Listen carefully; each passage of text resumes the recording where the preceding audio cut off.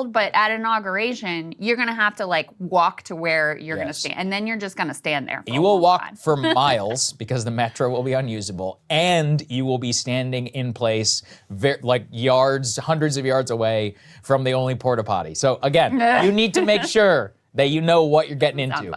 I hate to be a buzzkill, but I've seen too many. Didn't you look up the history of like the coldest inauguration? Yes, I did. This might be the second coldest, maybe third coldest inauguration on record for what we have. Ronald Reagan's second inaugural, 1985. It was -4 degrees that morning. They actually canceled the inaugural parade because it was just too damn cold. So, anyways, we will have all of the coverage here live that you will need. We'll cover the ceremony, obviously, but I'm really interested to see what the actual inaugural address will be. I still think American Carnage is one of the most unique inaugural addresses literally ever given in U.S. history, just because of the tone. I mean, there's literally never been a president who has come in, even FDR in the middle of the Great Depression, gives this optimistic speech. Trump chooses the opposite. I think fundamentally that was actually a political genius point, and it's one that he has used now to come back and assume the Oval Office. So anyway, giving away some of my commentary, but I think you guys are really going to enjoy our coverage. And then next day, on Tuesday,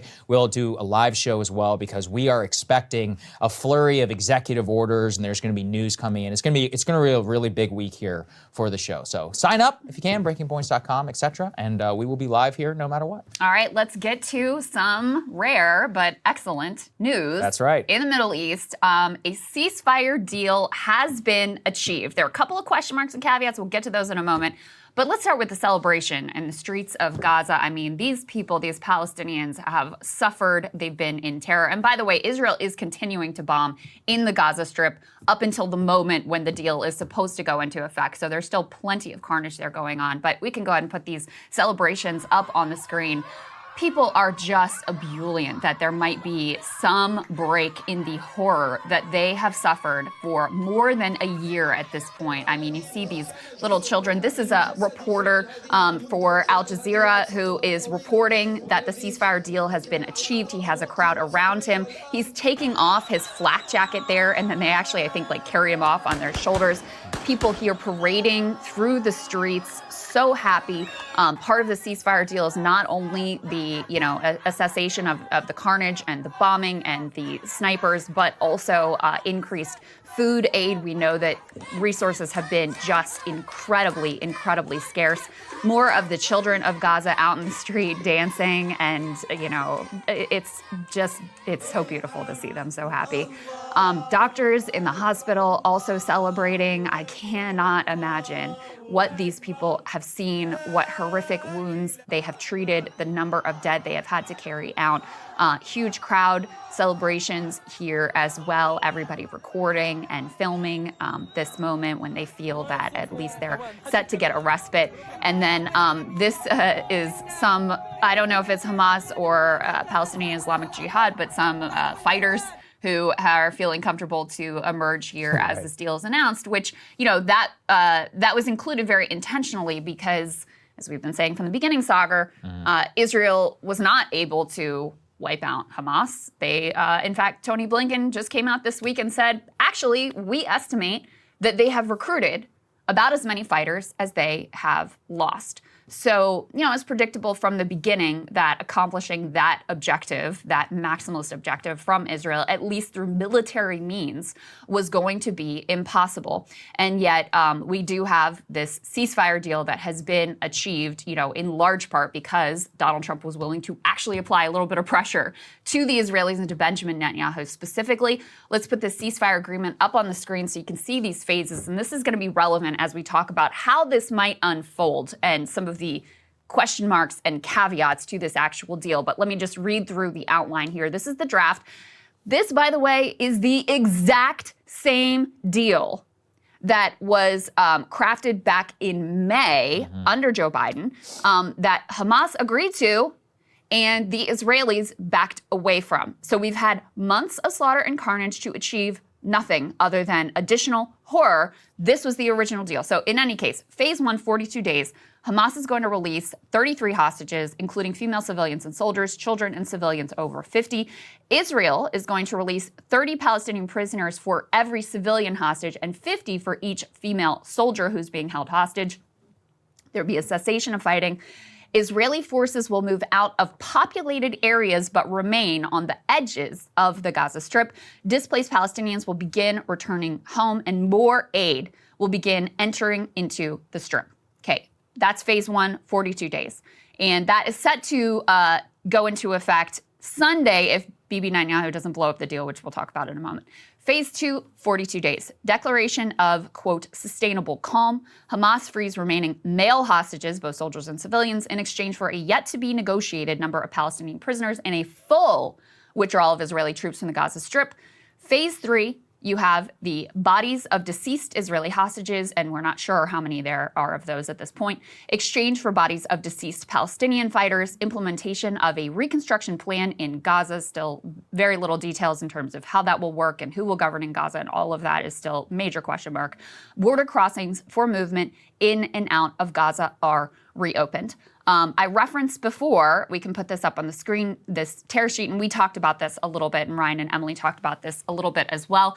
This is behind the scenes of how this deal went down. As I said, the contours of this deal have existed since May when Hamas agreed to it, and Bibi Netanyahu and Bezalel Smotrich and Ben-Gvir, who was out there bragging about how he tanked multiple potential ceasefire deals.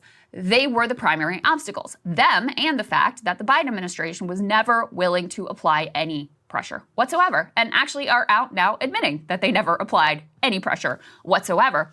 So they say in this article from the Times of Israel, and similar things have been reported in other outlets as well, a tense weekend meeting between Prime Minister Benjamin Netanyahu and incoming Mideast envoy Steve Witkoff led to a breakthrough in the hostage negotiations, with the top aide to U.S. President-elect Donald Trump doing more to sway the premier in a single sit-down than outgoing President Joe Biden did all year. Two Arab officials told the Times of Israel on Tuesday Witkoff has been in Doha for the past week to take part in those hostage negotiations as mediators try to secure a deal before Trump's January 20th inauguration. On Saturday, Witkoff flew to Israel for a meeting with Bibi at the premier's Jerusalem office. During the meeting, Witkoff urged Netanyahu to accept key compromises necessary for an agreement. The two Arab officials on Monday told the Times of Israel on condition of anonymity. So that is how it went down. And, you know, the Biden people aren't really even disputing this. There's a lot of consternation here. Absolutely. Because they're so upset that Trump is getting credit for the deal. No honest analysis can say that they had anything to do with the completion of it. I keep thinking about this.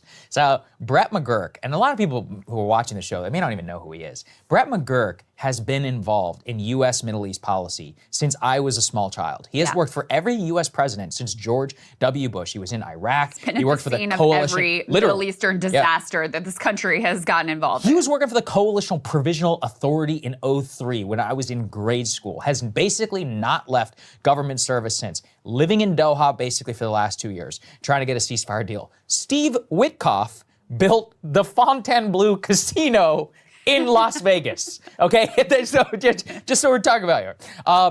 The guy who built the casino was able to close this deal in 2 months.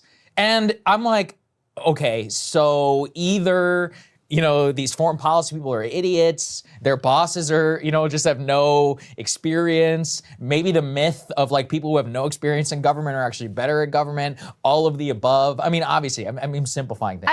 But how extraordinary is that? I mean, I think the obvious answer is they didn't want a deal. Yeah. Because if you did, it was achievable. And, you know, people were mocked, like myself, for saying, like, no, if you want this to end, it will end, period. Mm-hmm. And, you know, there were all these people on, oh, you think he's just got a magical ceasefire button in the office or he could just pick up. It's like, actually, I do. Yes, I do think that. I do think that if Joe Biden picked up the phone, or one of his credible emissaries, or it's Tony Blinken or Jake Sullivan or whoever the hell, picked up the phone and said, we're done. It's over. We are not shipping any more weapons. You are going to wrap this up. You are going to accept this deal that Hamas has accepted and deal with the political fallout. Yes, I do think it would have been over. And that has now been 100% proven correct. Now, in terms of some of the remaining question marks, okay. Number one, I think the most obvious thing is, like, what is Trump offering in exchange for this? And there's three things that people float. Number one is Saudi normalization. Number two is joining Israel in strike on Iran, which horrible, disastrous idea, terrible. Number three, which to me seems, and it may be all of these, maybe some combination of these, whatever.